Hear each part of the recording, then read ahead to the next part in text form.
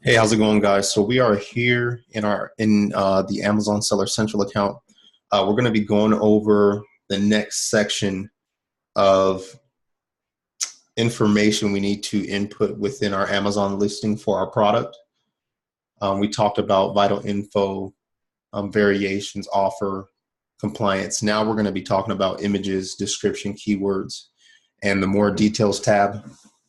So on images, I've actually covered a little bit about images throughout this course. There's a few videos on it, just letting you know how to create your own images, the importance of creating your own images because you want to avoid copyright infringement, which I've been through. So you definitely want to avoid that because it is timely.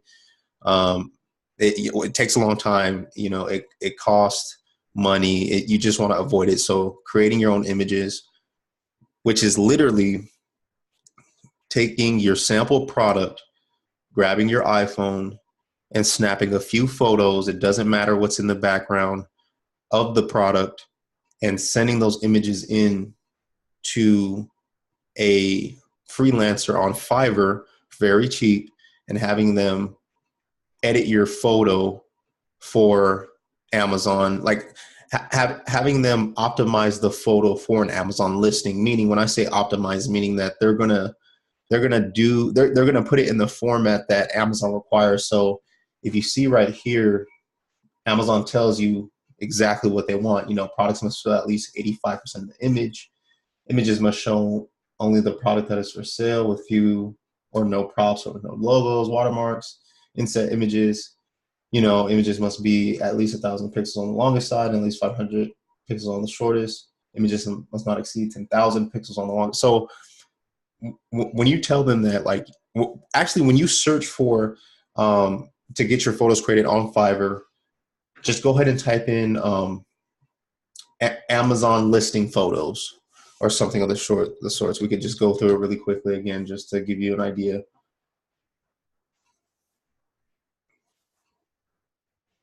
And remember, this is us creating our images so we don't run into copyright infringement by using someone else's images on the Amazon market. So we could just say Amazon photos. Let's start with that. Amazon listing photos.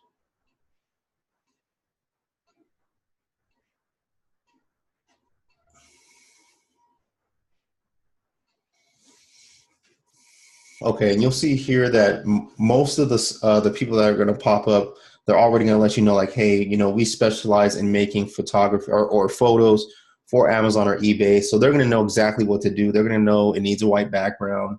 They're going to know what size it needs to be. They're going to know what format it needs to be. So all you need to do is, when you get your sample product, snap a few pictures on your iPhone at a bunch of different angles. I'll show you some examples here of a product. That I got to see some of the photos on. You see it's just more of like a flat photo, but what you can do is you can even shoot at different angles so you capture the 3D look of your product. And if you send that in, they'll touch it up and make it look 10 times better than what it is, making sure that they put the white background and do all of that for you. So definitely, take as many pictures as you can at a bunch of different angles. Try to definitely get some 3D angles that show that really just show the dimension of the product. And you want to go ahead and fill those here. But your main image is the most important. That's the one that they will flag you on. So as long as you're getting them created through Fiverr and you're specifying that you're going through someone who has experience editing photos for Amazon, you'll be good. The main image just needs to be a front straight, shot of the product, kind of showing them exactly what it is. So that's pretty much it with images. Just make sure you get those photos created. And like I said, they don't cost any more than, here we go, $5, $15, $5. So not a huge cost, but will save you a lot of headache. And now we're moving on to description. So your description on a product and also your key product features is actually going to be listed on the front part of the page. So this would actually be your key product features. This is what we'd be entering in here in these different lines right here. And in these, even though they say key product features, remember, this is very important. These key features, these bullet points, these actually need to be benefits that the customer would receive if they purchase your product. Because at the end of the day, what sells people are benefits and stories, not facts and features. Facts and features are a result of using, yeah, I mean, that's just how you use the product. But what they care about is what is it going to do for them? Like, think about weight loss, right? When they're selling, I don't know, let's think.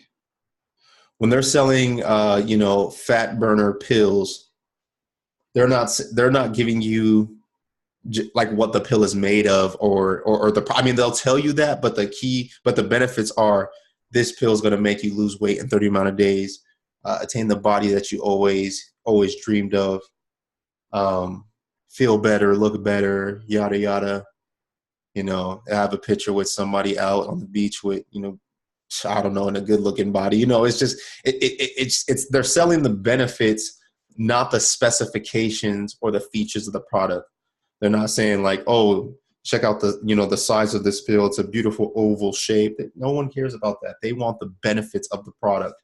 So in your in the tab that says key product features, you're going to type in the benefits. So on your screen, you'll probably actually see one of these just pop up, but you'll see right here, there's a button on below that says add more. So as you see, these are bullet points. That's what they are. They're bullet points. So each statement you put here is going to be a bullet point, but you want to make sure that you're saying you're delivering benefits. Let me show you an example of this listing right here. So these are some baby knee pads. First line says protect your baby, benefit. Your baby can move around and crawl. Oh, and excuse the broken English on here. Obviously they're probably international, but your baby can move around and crawl fast on the floor. Benefit. Because it is breathable, soft fabric, and pattern on the front part that protects the baby's knees, not bulky, and it's easy to wear. Benefit. Coated with soft silicone particles, protect baby from slip, adjustable knee pads so it can fit the baby's legs perfectly, suitable for any season. So they did have a few features mixed in with that, but the majority of that's a benefit. Protect your baby, benefit.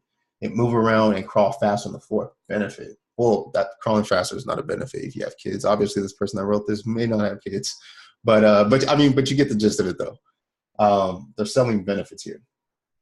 They also, so knee pads material 90% cotton, 7%. No need to put that. Highly elastic sponge design makes it very breathable.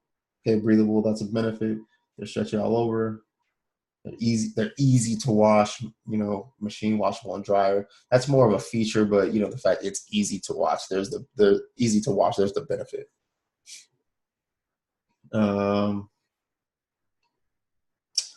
Bright colors, more baby, broken English, but pretty much they're saying bright colors, more babies will like that.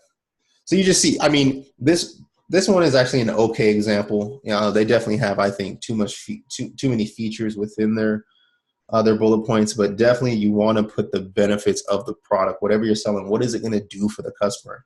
How's it going to help them? What is it going to make them be? How's it going to change their life? How is it going to, give them a better life? So make sure you're putting benefits in your key product features, and you get a maximum of 5. Remember, on your screen, you may see 1, but hit add more and it'll drop down as many as to 5. And you want to make sure that you are putting benefits, because benefits sell, not features. And in your product description, now your product description, it shows up actually on the lower part of the page. Usually when people are going to buy, they don't tend to necessarily scroll as far as the description.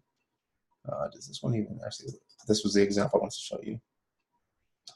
So the product description starts towards the lower half of the page. Not a lot of people scroll down there. If they're wanting to buy, they're up here. They know what they want. They're going for it. But the product description will be right here. Now, this is an example of an elaborate, I would say, product description, just on the fact that, they included features. I'm sorry, not just features, but they included photos, which are huge. I mean, photos do definitely help conversions out, especially when you show the product in use. But you do see you know, some specifications. That's where you're going to put all your specifications, and how the product works is in your product description, which remember goes at the lower bottom half of the page. So not a lot of people scroll down here, but if they do, you can definitely have something for them to be ready. Initially starting out, you may not have a lot of how to use photos and stuff like that and review photos, which is fine.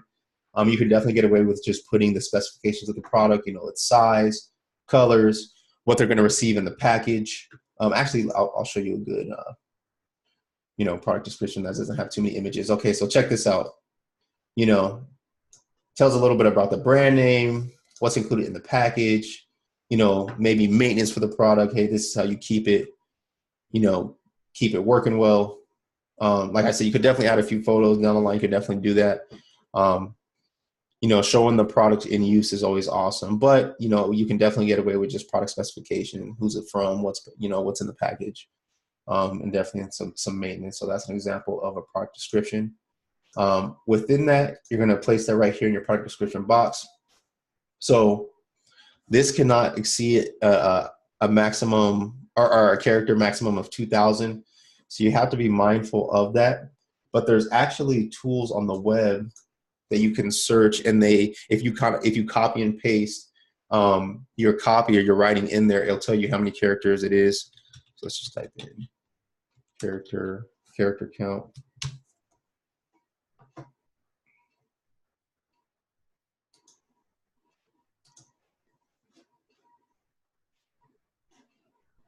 So what you can do is, after you write it, and right here I'm using paragraph tags because I want to break up and make sure they're in a linear fashion and are stacked on top of each other. But the thing is, you do not have to use these paragraph tags. What you can do is, instead, you can just literally space it out within there. I've seen that done as well.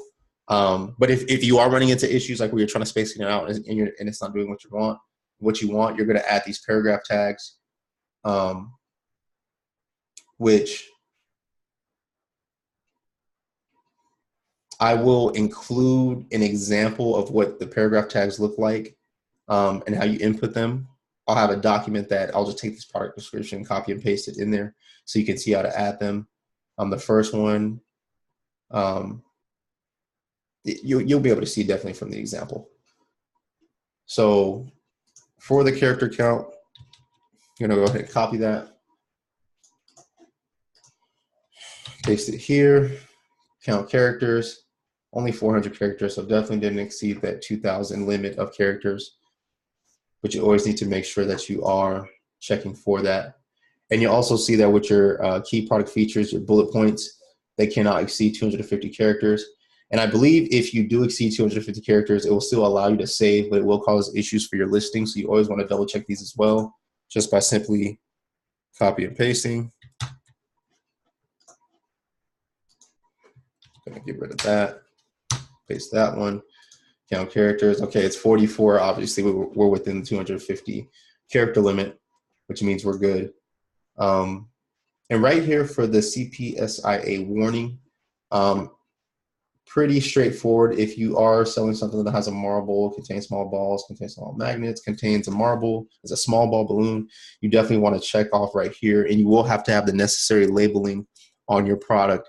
If you do have something that requires a warning label, I will actually have a video that goes over that to ensure that your product that you are selling, that you are in compliance with all the necessary labels that you must have on the product. So you will see that in a later video for sure. But if your product does have a warning, you would go ahead and check it off right here. If the warning is relatable to exactly what it's saying right here, like small ball, balloon, marble, anything like that. And that is it for your key product features. Remember, even though it says key product features, you're selling benefits. You're selling stories and benefits. And your product description, that's where you're going to put the features and the specifications, what's included in the package, its dimensions. That's where you'll input that information in your product description. Remember, that's on the lower half of the page. But your bullet points, key product features, that's at the top of the page. That's the first thing people see. And what's going to sell them is what the product can do for them, and how it's going to change their life in whatever sort of fashion that may be. So in the next couple of videos, we'll be going over keywords and more details, and I will catch you guys later.